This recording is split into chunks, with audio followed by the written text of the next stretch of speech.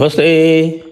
आप सभी से अनुरोध है कि कृपया हमारे चैनल को सब्सक्राइब करें, वीडियो को लाइक भी अवश्य कर लें और याद रहे हमारे धर्मापड़ मर्चेंडाइज स्टोर जिसमें 15 दिसंबर तक चल रही है भारी छूट, 30% की छूट चल रही है, सेल, उसका लाभ उठाएं।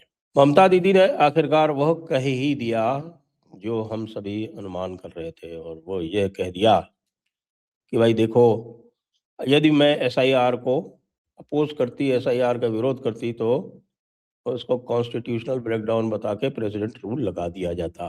सोचने की बात है कि ममता दीदी को ये कहने की आवश्यकता क्यों पड़ी, क्योंकि ममता दीदी जो है वो दो तरफ से फंसी हुई है, जिसका एक नमूना आपने हुमायूं कबीर के रूप में देख लिया, क्योंकि उनका जो वोट बैंक है वो उनसे रुष्ट है। देखिए, फाइनल आंकड़े लगभग आ गए हैं, और जो सूचना आ रही है इलेक्शन कमीशन की तरफ से, वो ये बता रही है कि 54.6 लाख, 54.6 लाख जो है वो है dead, duplicate, migrated, dead, duplicate, migrated और उल्टे सुल्टे जैसे अदर्स कैटेगरी में जिसमें आते हो, वो टोटल है 54.6 लाख। तो ये 54.6 लाख वोट्स डिलीट होने हैं, और ये 54.6 लाख वोट डिलीट होंगे। और ममता दीदी का जो एक, ममता दीदी की पहले एक गर्भोक्ति हुआ करती थी कि एक भी नाम नहीं कटने देंगे, और एक भी नाम नहीं कटने देने के बात कहने के बाद में 54.6 लाख वोट डिलीट हो गए। तो आप जरा सोचिए ये कितनी बड़ी बात है। कुल 7 करोड़ 66 लाख वोट थे, और 7 करोड़ 66 लाख में से 54.6 लाख तो ये डिलीट हो गए। फिर आगे चले कि 25 से 30 लाख एक कैटेगरी बनी है, 25 से 30 लाख जो है वो अनमैप्ड है। अनमैप्ड का मतलब समझिए, अनमैप्ड का मतलब ये है कि जब उनके यहाँ विजिट किया गया तो वो मिले ही नहीं। ये वो है जो भाग गए, जिनके आप रोजाना फोटो देख रहे हैं, जिनके आप रोजाना आप वीडियो देख रहे हैं, जिनके आप नेपाल में चित्र देख रहे हैं, और जिनके आप सियालदह स्टेशन पर फोटो देख रहे हैं, ये सारे वो हैं जो अपने अपने स्थान से गायब हो गए। और गायब होने का कारण जो है वो केवल और केवल एसआईआर नहीं है। उनको ये पता है कि यदि उनका नाम आ गया, स्क्रूटिनी हुई, तो एक फॉरेनर इमिग्रेशन एक्ट आ चुका है, उस फॉरेनर इमिग्रेशन एक्ट में पकड़े जाएंगे तो सीधे सीधे 5 साल की सजा है। और सामने वाले को केवल आपके ऊपर आरोप लगाना है।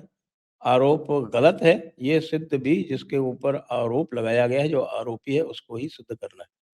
ऐसी स्थिति में ये अनमैप्ड लोग हैं, यानी कुल जमा कितने हो गए? ये हो गए लगभग 78-79, बल्कि आप राउंड फिगर ले लीजिए तो 75 लाख के आसपास है। 75 लाख का आसपास होता है पूरा का पूरा जो आपका आपका पूरा जो अंतर है, यानी 7 करोड़ 66 लाख में से आप इतने निकाल दीजिए तो 10% सीधे सीधे चले गए।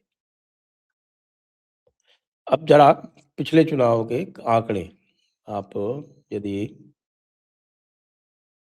विश्लेषण करेंगे उनका, तो ये पाएंगे कि 10% का अंतर था भारतीय जनता पार्टी में और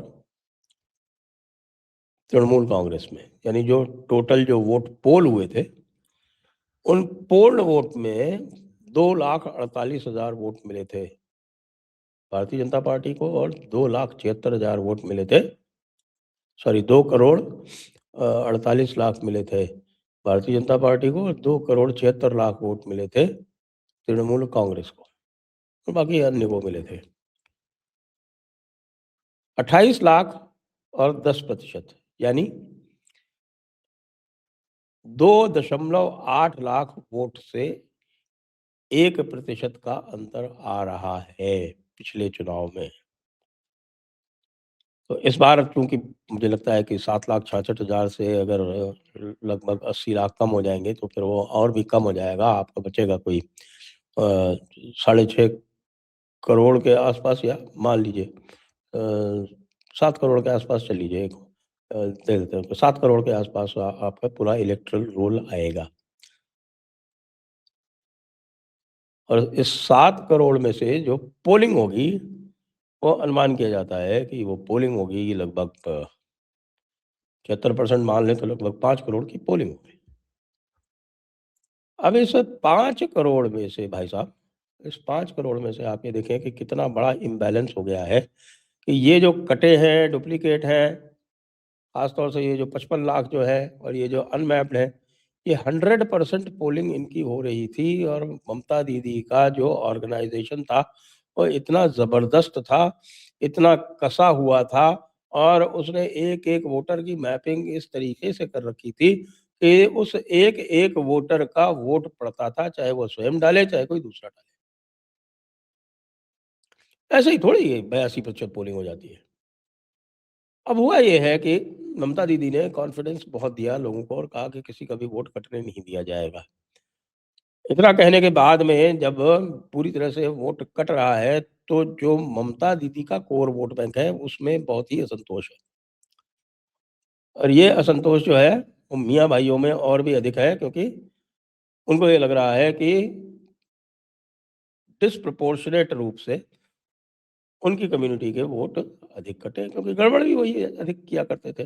क्योंकि जो अनमैप्ड हैं, जो भागे हुए लोग हैं, वो भागे हुए लोग तो वही हैं जो फॉरेनर इमिग्रेशन एक्ट के अंदर जिनको सज़ा होने का डर है। क्योंकि हिंदू शरणार्थी के लिए तो इसी एक्ट के जो रूल्स हैं, उसमें एग्ज़ेम्पशन दिया हुआ है कि भई हिंदू शरणार्थी को कुछ नहीं कहा जाएगा। हिंदू शरणार्थी यदि गलत रूप से भी आया हुआ है, 31 दिसंबर 2024 तक, तो उ उसको रहने दिया जाएगा ये नियम है। क्योंकि हिंदू शरणार्थी वहाँ से क्यों भागता है? क्योंकि सब इस्लामिक देश है। इस्लामिक देश में हिंदू को रहने की इजाज़त ही नहीं है। काफ़िर को तो जज़िया दे के ही रहना पड़ता है। काफ़िर वहाँ दूसरे दर्जे का नागरिक होता है। तो लोग जो दूसरे दर्जे का नागरिक नहीं रहना चाहते हैं, जो थोड़ा बहुत अपने स्वतंत्रता में विश्वास रखते हैं, वो भाग के भारत आ जाते हैं। उनके लिए फ्रीडम है। तो ये जो भागे हैं, ये पूरी की पूरी तरह से भाई साहब, ये जो डेड हैं, डुप्लीकेट हैं, माइग्रेटेड हैं, उनकी शत प्रतिशत पोलिंग तृणमूल के पक्ष में होती रही है। ये खत्म हो गई। तो आप ये देखिए कि तृणमूल के पक्ष में पोलिंग जो है वो 10% तो इसी से कम हो जाएगी और फिर उनका जो वोट बैंक है वो बिगड़ा हुआ है कि दीदी ने हमको धोखा दे दिया। कि दीदी ने कहा था एक भी वोट नहीं कटेगा और दीदी यहाँ तो 70, 75, 80 लाख वोट तक कट रहे। ये अभी है। अभी ऑब्जेक्शंस आने बाकी है क्योंकि भारतीय जनता पार्टी ने बहुत तैयारी कर रखी है इसके ऊपर और जो लोग इसमें से कटेंगे नहीं, उनके काटने के लिए फॉर्म 7 भर के और बहुत बड़ी संख्या में फॉर्म 7 भरने की तैयारी चल रही है। फॉर्म 7 भर के उनके वोट कटवाए जाएँगे। ये हो गया और उधर एक बड़ा कंज़र्वेटिव एस्टीमेट ये है कि 20-25 लाख वोट जो है वो मटुआ के ऐड होने वाले हैं। उनको नई सिटीज़नशिप जिनको मिलने वाली है, वो नई सिटीज़नशिप लेके वो ऐड हो गए। 1 करोड़ का अंतर तो निश्चित रूप से पड़ गया है। अब 1 करोड़ का अंतर पड़ गया 7 करोड़ वोट में से और लगभग एक तरफ़ा किसी का वोट बैंक ध्वस्त हो जाए, तो आप सोचिए उनके जो सपोर्टर्स हैं, उनके ऊपर क्या बीत रही होगी। वो पूरी तरह से ममता दीदी को ब्लेम कर रहे हो, कह रहे हैं ममता दीदी ने हमको अंधेरे में रखा। ममता दीदी ने ये कहा कि हम यहाँ किसी को घुसने नहीं देंगे। ममता दीदी ने कहा कि हम बीएलओ लगने नहीं देंगे। ममता दीदी ने कहा कि हम किसी को किसी के घर पे जाके और जाँच करने नहीं देंगे। अब ममता दीदी कह रही हैं कि हम आरडब्ल्यूए में पोलिंग बूथ नहीं लगने देंगे। आरडब्ल्यूए में पोलिंग बूथ लगने से कैसे रोकेंगी ममता दीदी? क्योंकि किसी की सहमति की आवश्यकता नहीं है बूथ बढ़ाने के लिए इलेक्शन कमीशन को। इलेक्शन कमीशन को केवल बूथ बनाना है और बिल्डिंग वो रिक्विजिशन कर सकती है ऑफ़िशियली। वो जो भी 4, 5, 6 दिन के लिए चाहिए होगी तो वो अ, एक रिक्विजिशन जारी करेगी, वो कहेगा कि ये बिल्डिंग हमारे पास रहेगी। खत्म हुई बात। तो अब क्या होगा? आप जो तेवर देख रहे हैं ना ममता दीदी के जो ढीले हुए तेवर हैं, वो इसी कारण से हैं। ये जो हुमायूँ कबीर का किस्सा है, वो भी कुछ ऐसा ही ऐसा है। हुमायूँ कबीर जो है वो कह रहा है कि भई हम मुसलमानों के लिए जो है वो अलग से प्रावधान होने चाहिए। आपको पता है कि मुसलमान जहाँ भी एक बड़ी संख्या उनकी जब बड़ी हो जाती है, तब वो अपने लिए विशेष अ, फ़ायदे माँगते हैं और विशेष फ़ायदे के साथ-साथ फिर वो वहाँ पे वो शरीयत भी माँगते हैं। शरीयत का मतलब है कि भई वहाँ कोई काफ़िर रह भी नहीं सकता। और इसी हुमायूँ कबीर के इलाके में आपको ध्यान है कि एक बार दंगा हुआ था और उस दंगे में 2 मूर्तिकारों को मार दिया गया था। उनका कोई दोष नहीं था। बस ये था कि वो मूर्ति बनाते थे और बेचते थे। अपनी जीविका चलाते थे उससे। लेकिन उससे भी संतोष नहीं हुआ इन मोमिनीन को और उन्होंने उनको मार दिया। तो अब मोमिनीन जो हैं वो दूसरी तरफ देख रहे हैं, कह रहे हैं कि ममता दीदी ने धोखा दे दिया है। इसीलिए ममता दीदी आगे बढ़ के ये एक्सप्लेनेशन दे रही हैं।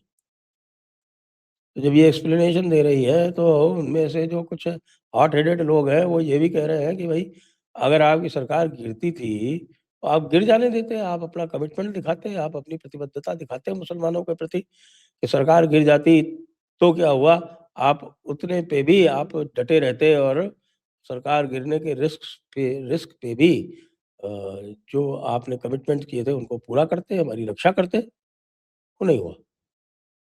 इसलिए अब ममता दीदी दोनों तरफ से फँस गई हैं। हिंदुओं की तरफ से तो इसलिए फँसी हैं क्योंकि उनका जो वोट है वो कटक रहा है। आंकड़े मैंने आपको बता दिए और उस वोट के कटने से जो उनका उनका जो बचा हुआ वोट बैंक है, वो उनसे रुष्ट है। इसलिए आपको ममता दीदी की ध्वनि बदली-बदली सी दिख रही है। आई ना बात समझ में?